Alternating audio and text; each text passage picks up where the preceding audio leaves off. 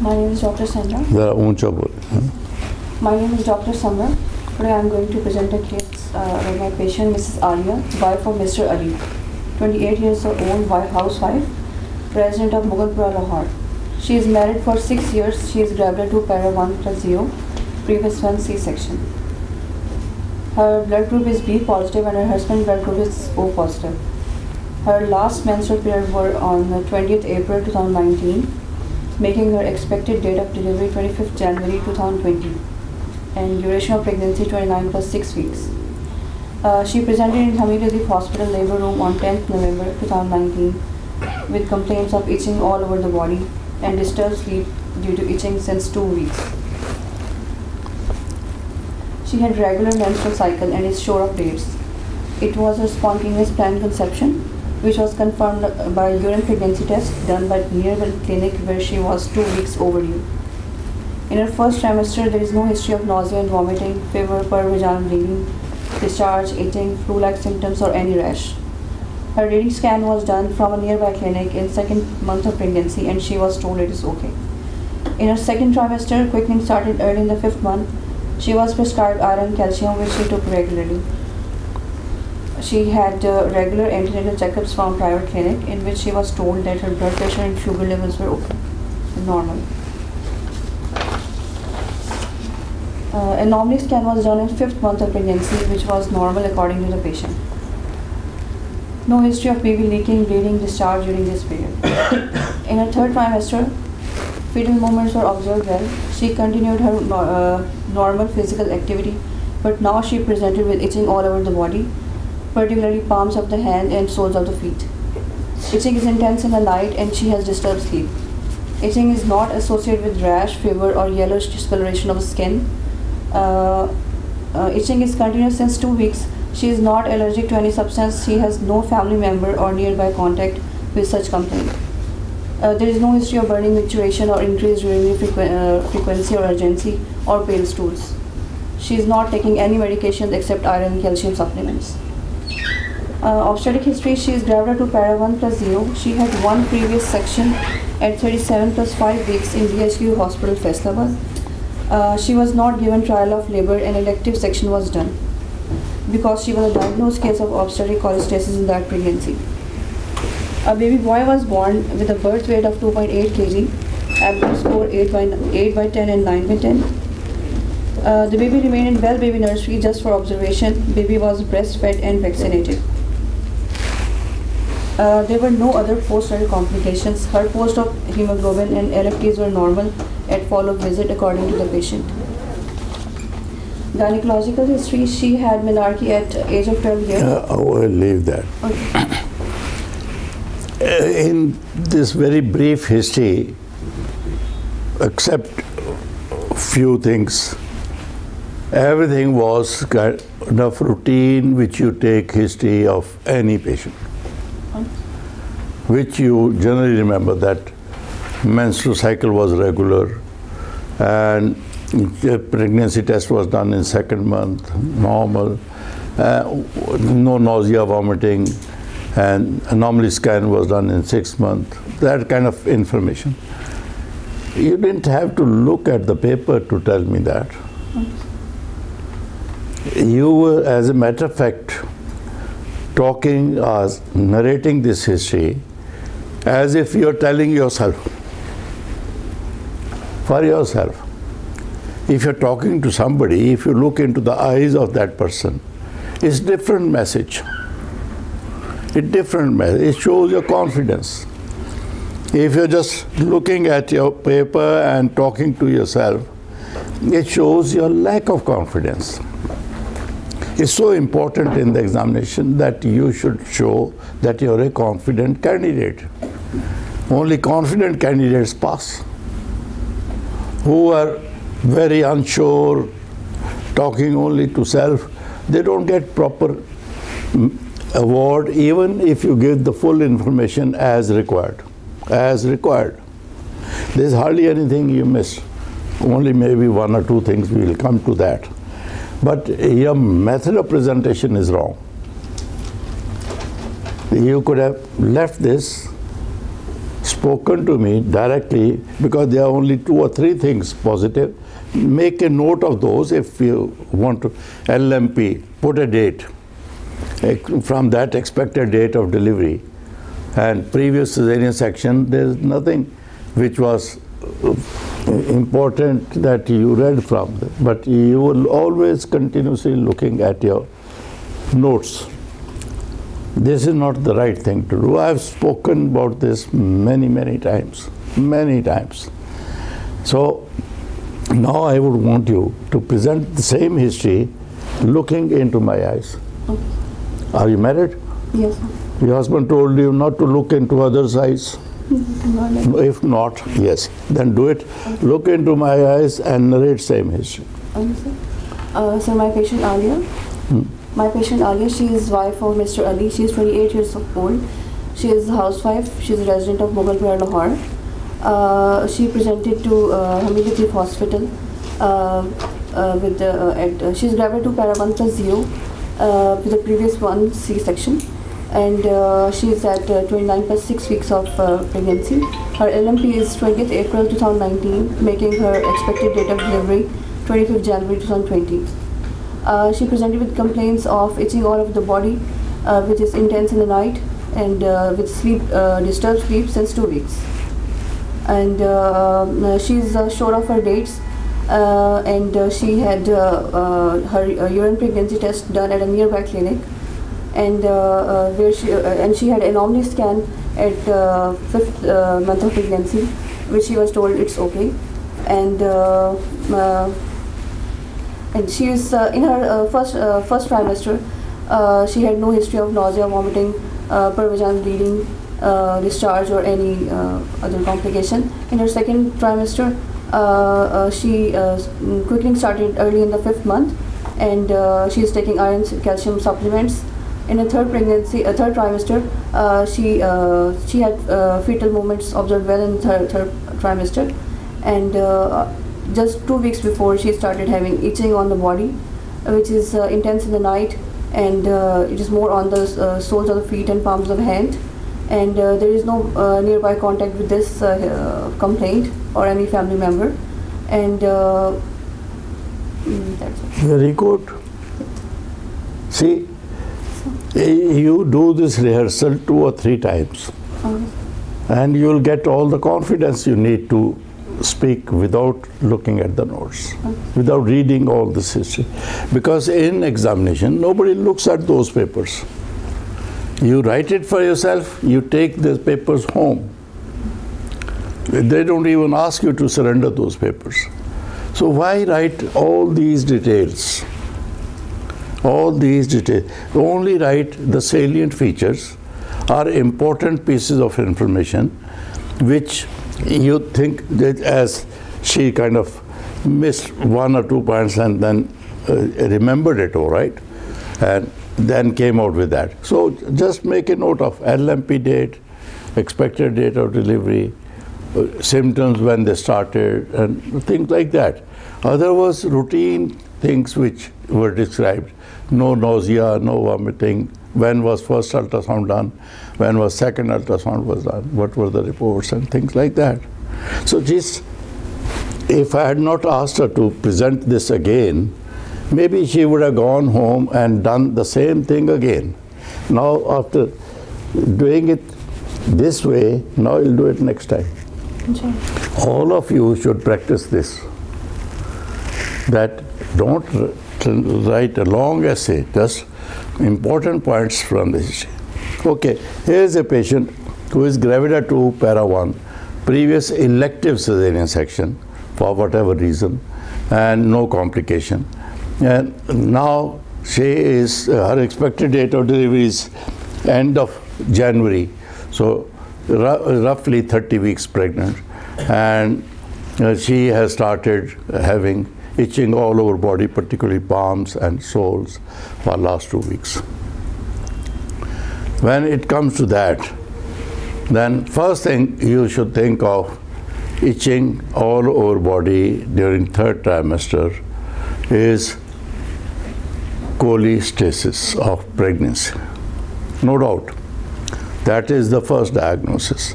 But But with that, think of other causes of pruritus or itching all over the body. Now, the common cause of pruritus, itching all over the body is allergy. Allergy could be to any food or dietary element, or to drugs, or to contact, new clothes, plastic or synthetic material, anything like that. So first thing is cholestasis, no doubt. But you have to think of other causes of itching over the body. And the commonest cause of itching, which is recent anyway, only for 2 weeks, was not there all the time. Now, second differential diagnosis would be any allergy. Allergy could be dietary, could be drugs, medicines, or could be contact. Contact with new clothes, new environment, moved house, new environment, or brought new furniture, synthetic material covering the upholstery kind of thing.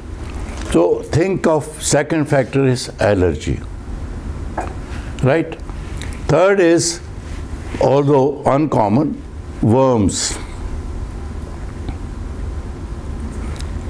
Worm infestation,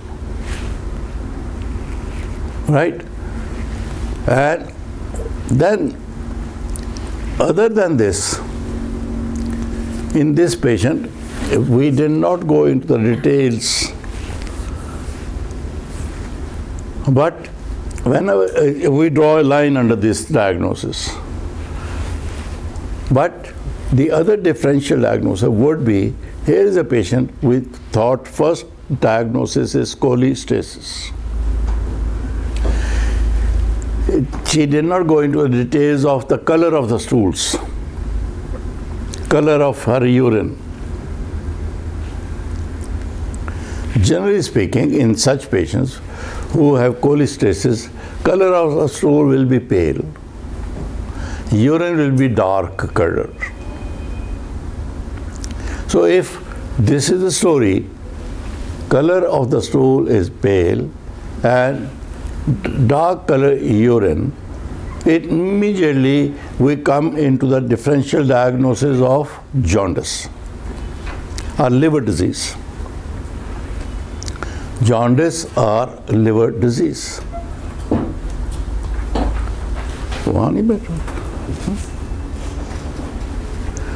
And so the other differential diagnosis, I have drawn the line here in this patient. There is no such history. But still, you must think of a differential diagnosis, cholestasis. She didn't take the history of color of stools and urine. And on physical examination, she would have described that there is no jaundice. But still, other liver diseases can also cause, particularly in obstructive jaundice. In obstructive jaundice, when there is a retention of salts. Obstruction means in common bile duct there is a stone stuck, or very rarely some other obstruction, stenosis of the common bile duct. And so if there is obstructive jaundice, there will be pruritus, and there will be retention of salts, there will be pale colored stools and high colored urine. So causes of obstructive jaundice. The commonest cause is a stone obstructing common bile duct. A stone obstructing, because cholestasis is very common. Gallstones are very common. And if a stone slips into the common bile duct, it can cause obstruction, obstructive jaundice. But after obstructive jaundice, then other causes of hepatitis. Commonest cause in Pakistan is viral. one of those A, B, C, D, E. Any of them. All these viruses are common in Pakistan. We draw a line under the differential diagnosis again. Rarely, I draw a line because rarely it could be due to complications of pregnancy, severe liver failure, acute hepatitis due to pregnancy. So, as I always tell you, when the patient presents you with symptoms, on the right corner of your chart or your paper, you write the differential diagnosis. Here we have written this, top of the list, cholestasis, cholestasis, and with that number 2, allergy, because here main symptom is itching, pruritus. And what could be the cause of allergy? It could be dietary, it could be drugs, or it could be contact. And then we think of hepatitis, all kinds of hepatitis. Finally, complication of acute liver failure rarely in a pregnancy, which is a rare thing. You should not talk that, number 1. That's why I've drawn 2 lines. First thing above the line is pruritus. You think of cholestasis during pregnancy, and then cholestasis are first is allergy, and then obstructive jaundice, then viral hepatitis, and then others. So now, if we have made this list, in this history we have to mention, by taking history, that you are thinking of those causes. After cholestasis, first to complete history of cholestasis, it is typical story, about 32 weeks the symptoms appear. Number 2 is, as I mentioned, we have to mention color of stools and urine. And number 3, here you take that this pruritus is not relieved by any treatment if she has had. When we complete this, then we come to that will help you to pass when you make a reference to this differential diagnosis.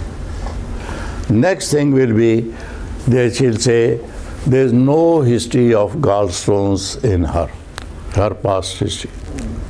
If you say this in history, no history of gallstones or any previous attack of cholecystitis. You are telling the examiner you are thinking of gallstones. Then next, no history of allergy to food, no recent intake of any drugs, no change of environment.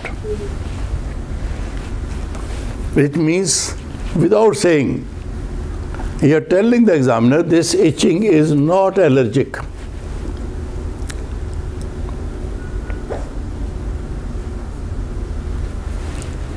Then we come to viral. In viral hepatitis, generally there is history of anorexia, there is history of fever, sometimes high grade, sometimes low, and in the family because it's infectious, or viral infections are infectious. They come from one to other, usually through food, through contact, hepatitis C through sexual contact, through flu. So you mentioned that. No family history of hepatitis. When you say this, no family history of liver disease, because the patient will not use the term hepatitis, she'll say liver disease. Once you have added that, and secondly, her pregnancy has been normal, no hypertension or any other signs of acute preeclampsia, which leads to. Now, same history, you have added these few informations over 2 or 3 minutes. You don't have to write it down. So, same patient, after giving that for last 2 weeks she has developed pruritus, and she has noticed her stool are pale or not pale, and she has also noticed that her urine is normal colored or high colored. No history of fever or anything. After this, now you're talking about a differential diagnosis through your history, without naming it. Otherwise, at the end of your presentation, the examiner will ask you, what's the differential diagnosis? And you have to complete this 3 main headings of that, which I have told you. And then again explain everything. Why do you think it is not viral hepatitis? Why do you think it is not obstructive jaundice? Why do you think it is not any acute liver failure or something? So you will be wasting your precious time in examination. That precious time of discussion with the examiner, by going over it, maybe you will answer correctly. When you're asked, you will answer correctly. But if you added this information in your history, you have saved at least 5 minutes of your discussion for some useful information which will help you to pass. So in this history, I will also involve, now I say this, you look at the watch and time it, how long it has taken to narrate this.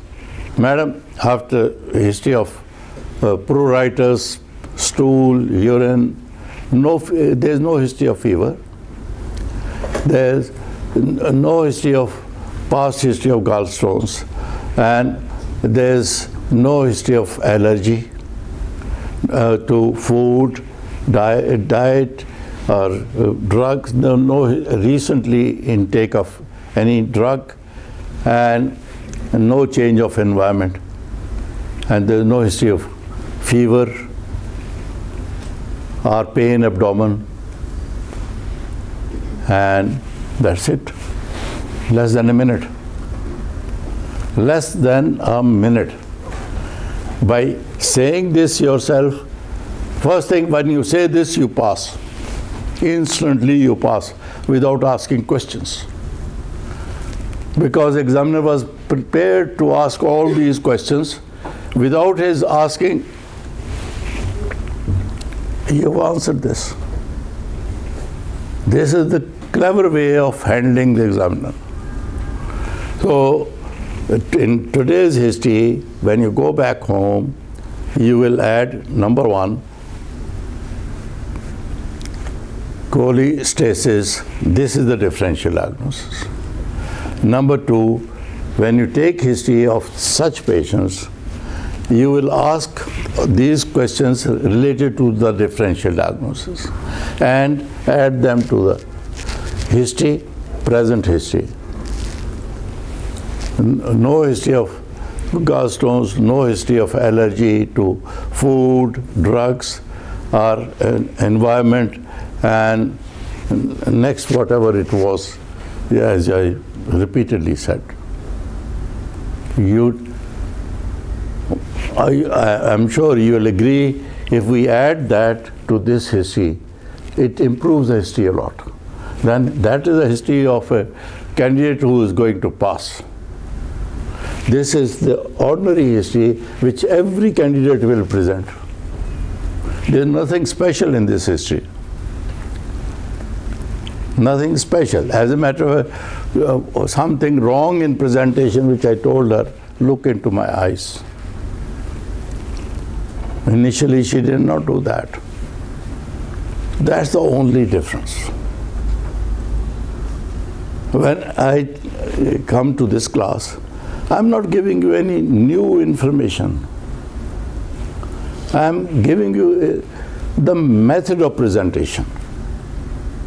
How you should present your history. All of you knew, perhaps you know more about cholestasis, cholelithasis, and things like that than I do. Viral hepatitis, I've read so many times, still I kind of get confused at times. So this is how it should be. Now, second thing, she mentioned she had a cesarean section. In first part, she said only she is gravida 2 para 1 cesarean section. Add to that elective cesarean section. Makes all the, because complications of elective are less as compared to emergency, then it will be even better if we say elective cesarean section because of her hypertension, because she was post-mature, because whatever the reasons, APH or whatever. And I repeatedly told you, when you say any surgery, say no complications during surgery and post-operatively. So she had elective cesarean section. There was no complication during surgery and post-operatively. About the baby, she went into detail. What was the Apgar score, what was weight, and breastfed or not. All this you should add to it. And the patient is blood group positive. So that information has been given. If the patient is positive, then obviously further detail about blood grouping is not required. Not required. Even the blood group of husband is not required. She gave me the information about the husband's blood. Okay. Now this is the patient, 30 weeks, and with this we skip, everything is normal, I suppose, on physical examination. Yes, sir. Describe her abdominal examination. On inspection, her abdomen is protuberant and umbilicus is moving with the respiration. Umbilicus is central and moving with the respiration, and there are no scar marks except the previous C-section, and there are no visible pulsations and strike gravity. When you say previous section, first thing was anyway wrong, no scar marks. There is a scar mark. Then if there is a scar mark, describe whether it is vertical, transverse, and the type scar looks good, or it is keloid or broad scar. Whatever, describe something about it. Because description of the scar, if it is a good scar, and fenestrial incision or transverse incision in the lower abdomen, then you're giving a lot of information. If it is a bad scar, then we know that's the previous section. After one previous section, vaginal delivery is possible. V back is possible. But it is possible provided previous cesarean section was uncomplicated. Uncomplicated, intraoperatively and postoperatively. If it was complicated by hemorrhage, complicated by infection or any other reason, then you will not take it for granted that VBAC will be possible in this case. We will plan VBAC only if we know her previous section was uncomplicated and done at a good place.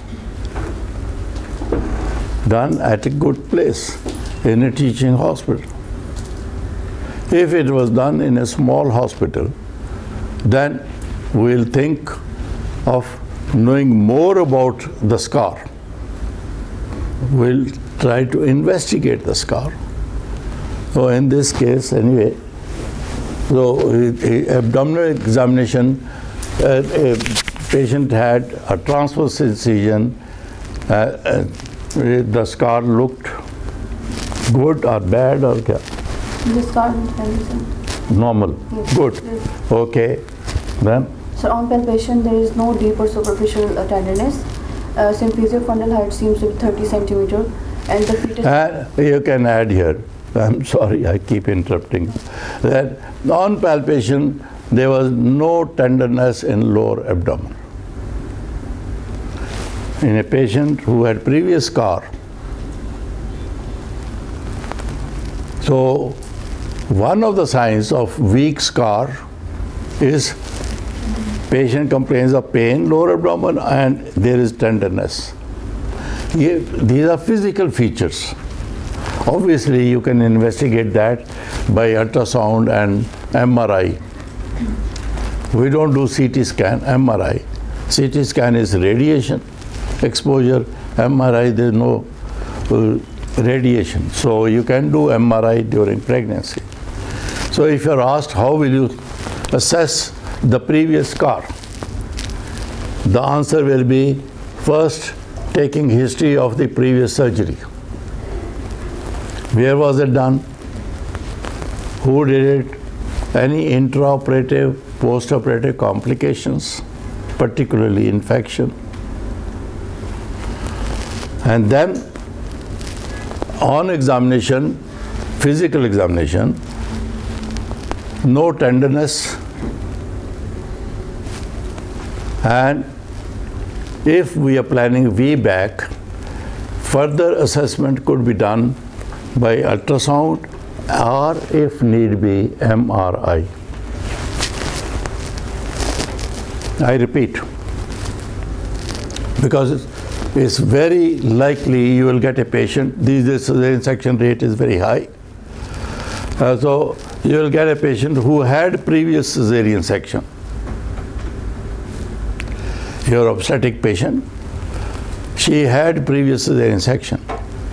If she had previous cesarean section, one of the likely question will be, how will you assess this scar? Whether it is a good scar or a bad scar. You will start, madam, first I'll ask, where was this surgery performed? And who did it? What does it matter? Examiner will say, why? Say, madam, in a small hospital, in a peripheral hospital, aseptic conditions are not so good. Surgical skills of the operator are not as good as in teaching hospital. So that's why it is an indicator. It's not necessary that every section done in a periphery will be weak scar. But the possibility of weak scar is more there than in a teaching hospital. So, madam, I'll ask, where was it done? Who did it? Next, was there any question, any complication during surgery or in the post-operative period? What complications are you looking for? Any hemorrhage, postpartum hemorrhage or any infection, fever, what we call morbidity,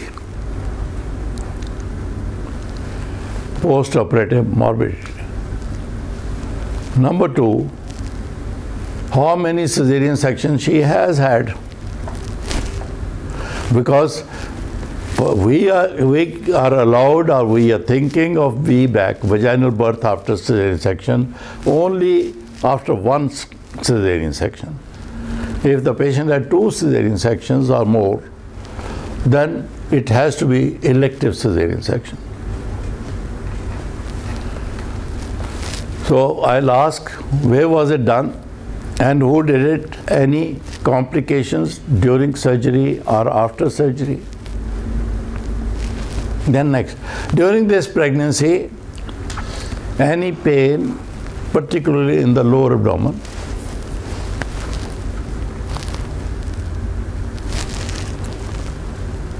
Number 3, on physical examination, I look for tenderness in the lower abdomen, not at the skin scar, because scar in the skin need not be exactly against scar in the uterus. Uterus lies well below. So lower abdomen, not at the scar. So if examiner asks you, in this patient, where will you look for tenderness? Don't palpate at the scar. If you palpate the scar, it means that it's not the place tenderness will be. The uterine scar is not exactly behind the abdominal scar. It is below. So lower abdomen, I'll palpate and look for tenderness. And then investigations, and during this surgery I'll ask any APH, history of bleeding.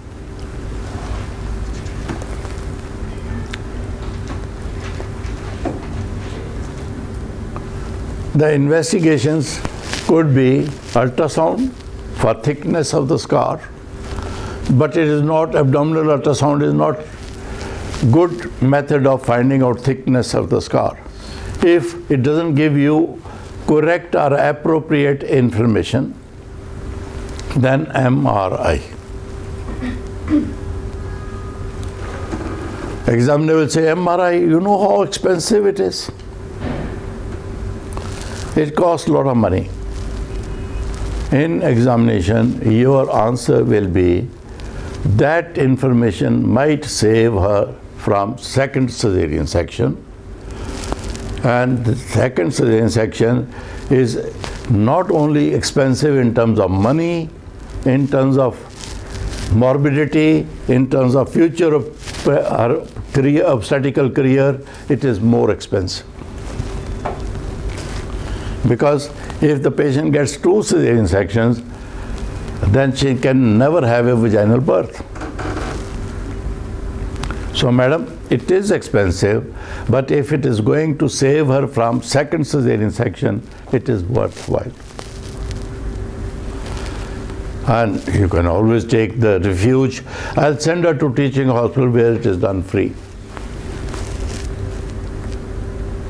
That should be in the line of your investigations. In the line of your investigations. Okay, in this patient, you have inspected, then examined, and there is no tenderness, I presume. Yes, sir. Okay, then next. The symphysiofundal height is 30 centimeters, and the fetus is positioned in a longitudinal line with cephalic presentation. And the presenting part is 5x5 palpable. Good. The liquor seems to be adequate, and the estimated fetal weight seems to be 1 to 1.5 kg. And the fetal heart rate is 142 to 144 beats per minute. Excellent. Very good. Very good. So these are physical findings. Okay. Now we have done that. What investigations will you do? Sir, I will ask for the baseline investigations, including complete blood count, blood group we already know, and BSR, blood sugar random, and urine complete, and LFTs. If you ask, say, I'll ask for blood sugar random, because diabetes is so common,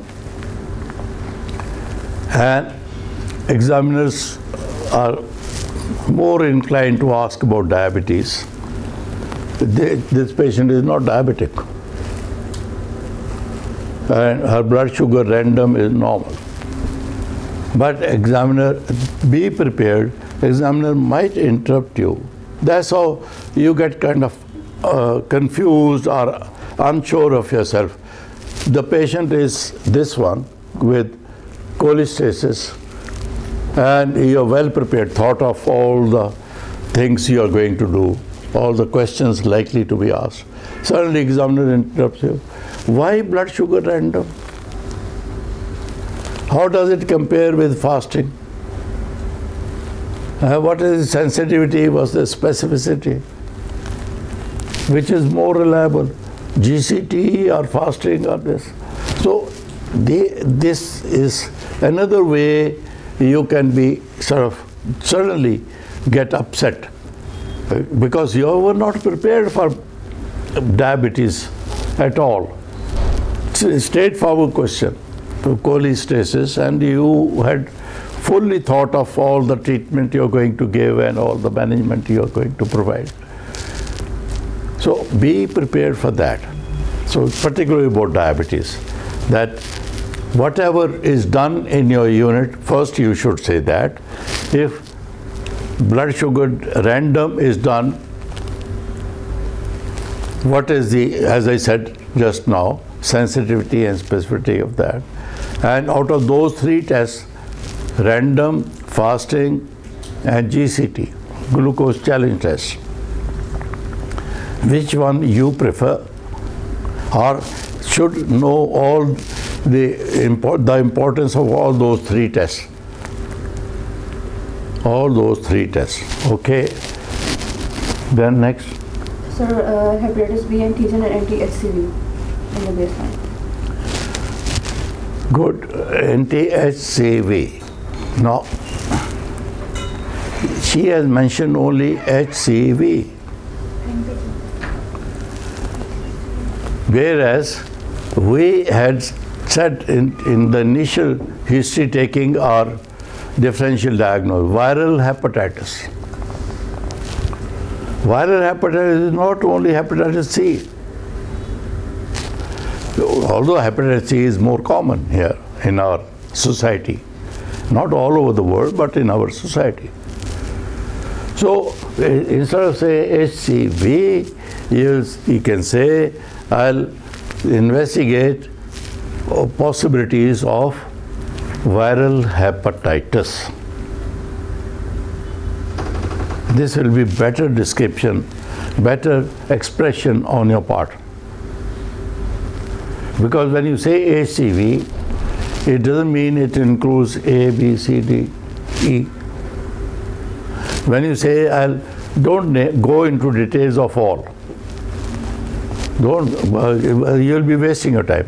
So investigations to exclude viral hepatitis. Full stop. Full stop. Then it's entirely, as I said, when you say random blood sugar, the examiner may ask you the importance of all those three. Similarly, when you say viral hepatitis, generally she will skip this, but she might ask you, what are the investigations for viral hepatitis A, B, C, D, E? How will you investigate that? And what is the importance of antigen and surface antigen and things like that? Little information about that, but if you just skip this, investigate to exclude viral hepatitis, full stop, likely the examiner will let it go, let it pass, because she wants some time to discuss cholestasis as well. Okay.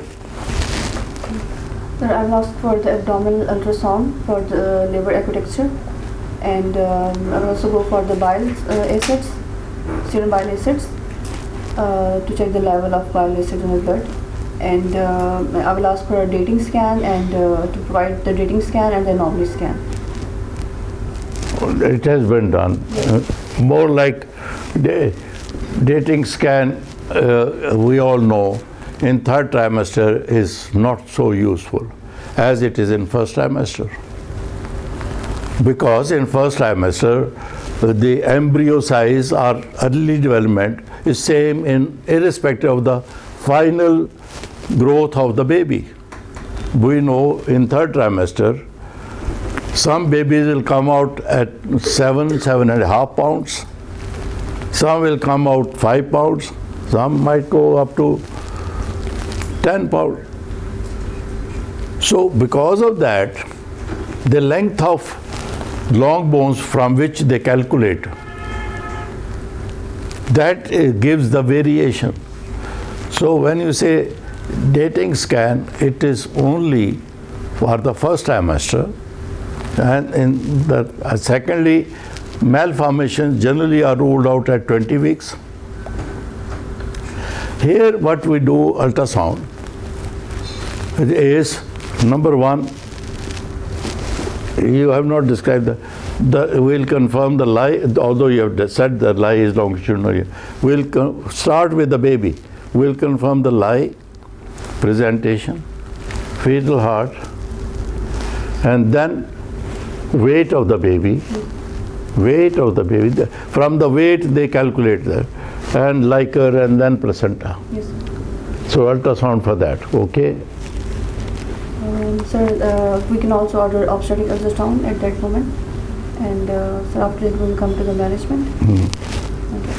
So I will counsel her and her husband regarding the current situation and her complaint, and I will counsel her about the complication or risk to her and her baby. What are the complications? Sir, there is a risk of maternal morbidity regarding itching and sleep deprivation, and there are risks to the baby mostly, which include meconium passage, and preterm birth, prematurity, and stillbirth, and increased risk of cesarean section, likely PPH after the delivery, and okay. All that up till now is okay, normal. How will you proceed? Sir, we will counsel her regarding the delivery. If she gets labor pains before 37 weeks of pregnancy, she can come and we will assess her bishop, and we can induce her. But we will also, sir, before 37 weeks of pregnancy, she will come in the labor. And we will advise her if she is 37 plus 0 weeks, then she can come for elective C-section because she is previous one. Yeah. She can. You are leaving everything to her. In the examination, it is not she can, what I will do. What I will do. So you have to describe in this patient, after investigations, you said correctly, I'll counsel her about the diagnosis. First, you have to tell the patient what's wrong with her. It is cholestasis. Number 2, what is the treatment? Number 3, what is the outcome of that treatment? So we'll tell her that we have investigated her and we have found that she has cholestasis, which causes itching, particularly palms and soles. And number 2, we have excluded all other causes of itching. Number 3, that there is no specific treatment for this. Empirically, we can prescribe antipruritic methods like taking a bath, using oil to the skin, and calming herself down by taking night sedation.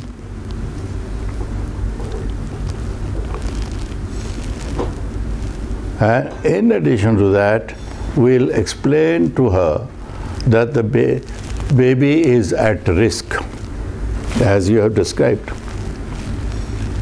Because of that risk, we'll monitor the pregnancy and the fetus very closely. You have not said that. We'll monitor mother and the baby very closely.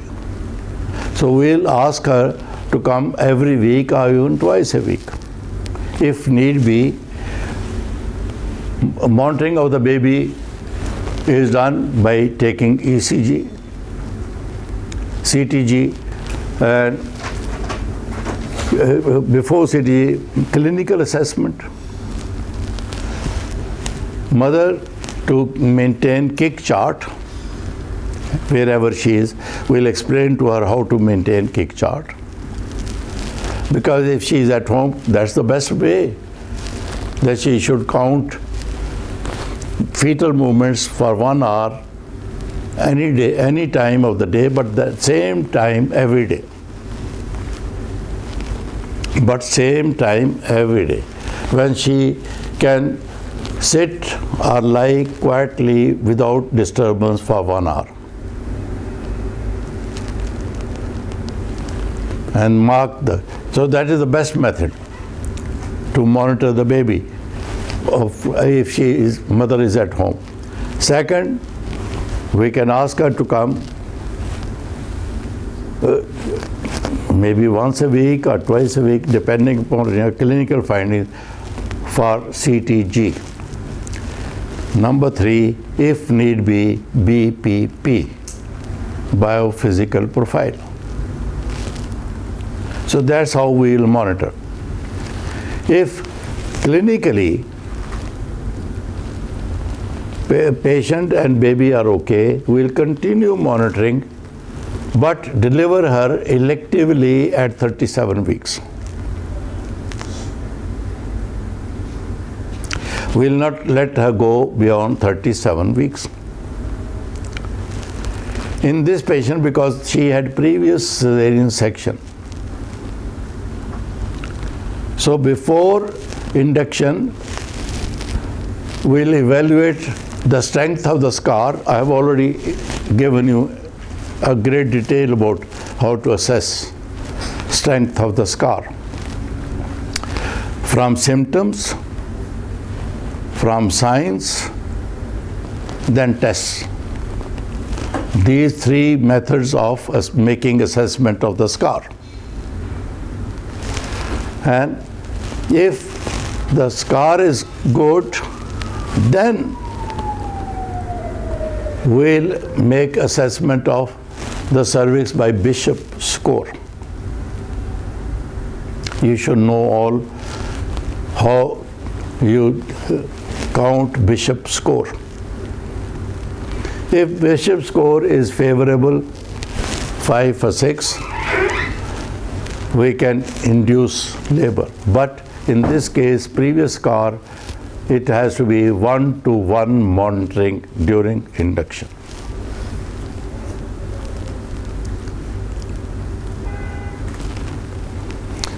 If during investigation we find the scar is not healthy or good, then at 37 weeks we'll do elective cesarean section.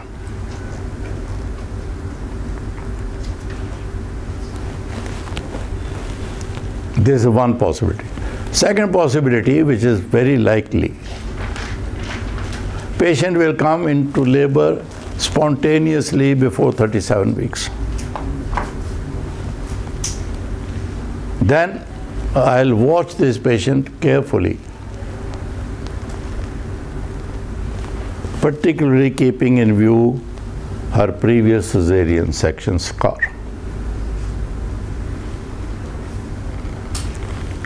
Nine o'clock, Ruba has come to tell me that I should finish at 9. And so we'll go over it again.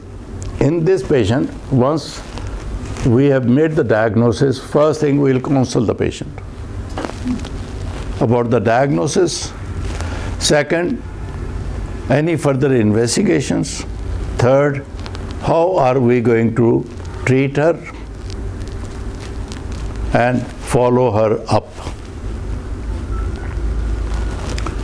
Number one, there is no specific treatment for itching. Very uncomfortable. She can apply any oil. I prescribe olive oil over the skin gently. Antipruritic drugs do not really help. For night, as you said, disturbed sleep, she can take a sedation.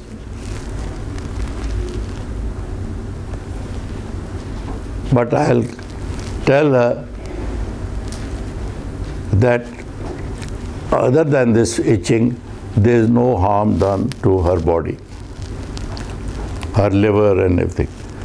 As far as the baby is concerned, baby is at risk because of cholestasis, as you have described. So needs close monitoring. Close monitoring depends. If she comes from long distance, we'll admit her, keep her in the hospital for monitoring of the baby. But if she lives close by, we'll tell her to keep kick chart, report if any change, call her depending upon clinical features, oligohydramnios or anything, twice a week or once a week to do CTG, if necessary, biophysical profile, if necessary,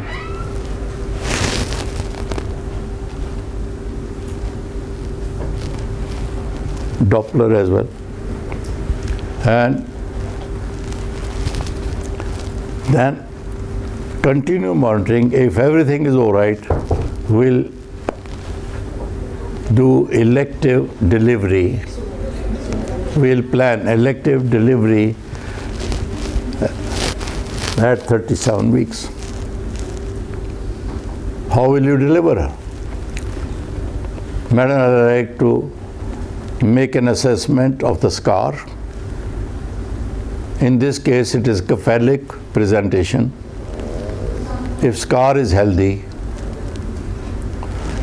at 37 weeks, if she doesn't come into labor, we can induce labor after making assessment of the scar and monitor labor very closely.